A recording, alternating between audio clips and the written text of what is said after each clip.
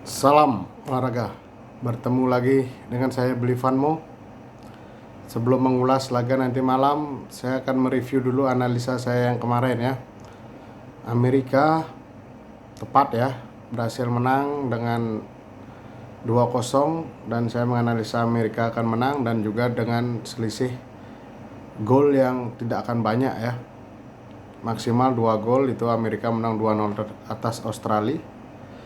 Lalu Brazil juga benar ya, pesta gol atas Haiti 3-0. Lalu ada Maroko versus Skotlandia, itu saya menganalisa skornya akan ketat, cenderung draw. Dan kalau ada pemenang juga dengan skor tipis, itu berhasil dimenangkan oleh Maroko 1-0 ya. Dan di laga terakhir itu ada pertandingan antara Turki versus Paraguay, ini kurang tepat ya. Saya menyampaikan bahwa Turki akan menang, tapi padahal sudah kartu merah Paraguay ya, dan dibombardir oleh Turki. Saya lihat Turki masih mengandalkan crossing yang itu bisa menjadi santapan ya, karena Alcarkas, Aldirete itu back dari Paraguay tinggi-tinggi. Sulit jadinya Turki, dan Turki menjadi tim pertama ya yang memastikan gagal lolos ke babak 32 besar. Nanti malam akan ada 4 pertandingan. Yang pertama itu saya akan coba membahas Belanda versus Swedia ya. Ini Belanda versus Swedia. Belanda di laga pertama seri dengan Jepang. Sekarang ketemu Swedia yang berhasil pesta gol 5-1 atas Tunisia yang berbuntut pada pemecatan pelatih Tunisia ya. Ini saya lihat laga yang harus dimenangkan oleh Belanda untuk membuka peluang lolos dan menjadi juara grup. Cuman saya lihat ini lawannya Swedia ini kalau secara postur saya lihat waktu ini Swedia itu tinggi besar ya, tapi bukan hanya tinggi besar, lincah ya. Ada itu Akari itu yang mencetak gol-gol spektakuler jarak jauh pada saat lawan Indonesia, itu bagus sekali, lincah sekali. Tapi back dan juga strikernya Gyökeres maupun Ishak itu posturnya tinggi. Ketemu lawan Belanda, saya lihat Belanda ini kalau dari segi pemain bintangnya sudah masuk penurunan ya.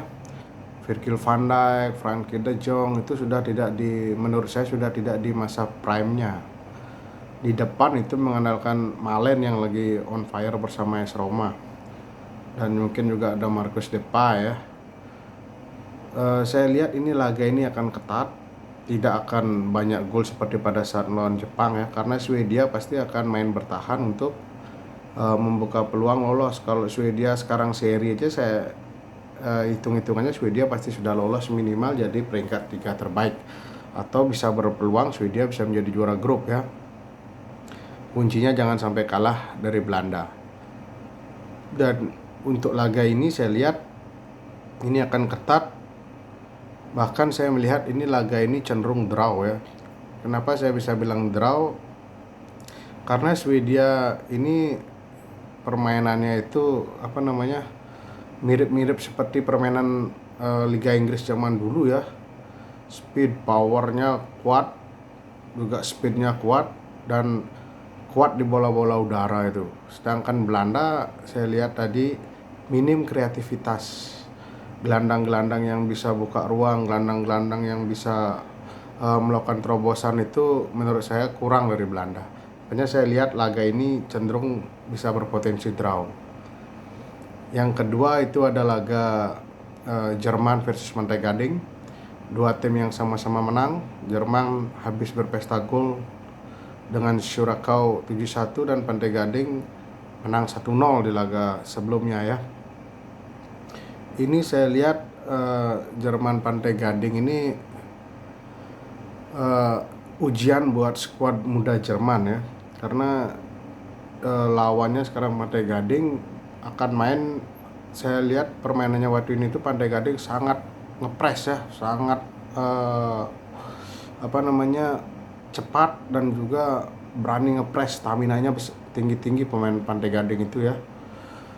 Lawan pemain Jerman yang masih muda-muda, relatif muda-muda. Cuman saya lihat ini Pantai Gading kan belum teruji sekali ya kalau kita lihat di penyisian Piala Dunia ya. Kadang bisa tampil heroik bagus sekali, kadang bisa jelek sekali. Terbukti di penyelenggaraan sebelumnya lebih banyak Pantai Gading itu tersisih di babak penyisian. Ketemu Jerman yang saya lihat spesialis turnamen ya. Tapi saya lihat laga ini akan ketat dan mungkin tidak akan terjadi pesta gol seperti Jerman Curacao ya. Tapi saya masih mengunggulkan Jerman, minimal akan menang selisih 1 gol atas Pantai Gading. Karena pemain Jerman itu murni, walaupun muda-muda tapi jam terbangnya sudah bermain di klub-klub elit ya. Di Arsenal ada kayak Arford ya, ada Florian Wirtz di Liverpool, ada juga beberapa pemain Bayern Munchen ya seperti Joshua Kimmich seperti itu ya. Ada juga yang senior Leroy Sané itu. Saya lihat Jerman masih akan unggul dan memastikan lolos minimal dengan selisih 1 gol atas Pantai Gading. Tapi saya tidak melihat laga ini akan pesta gol seperti Jerman versus Curacao.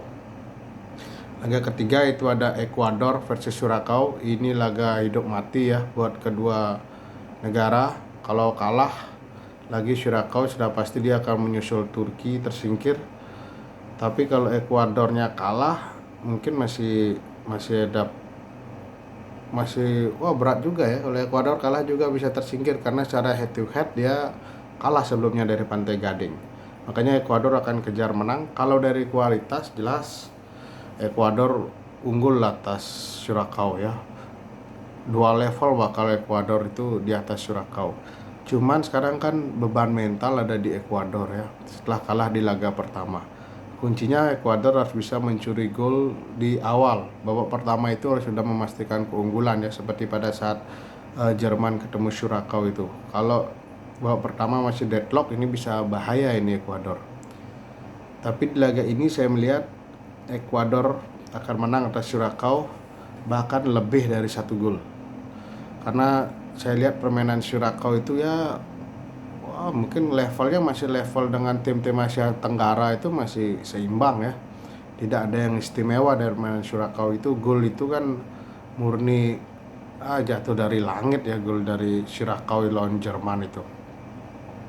Saya memfavoritkan Ekuador akan menang atas Curacao bahkan lebih dari 1 gol.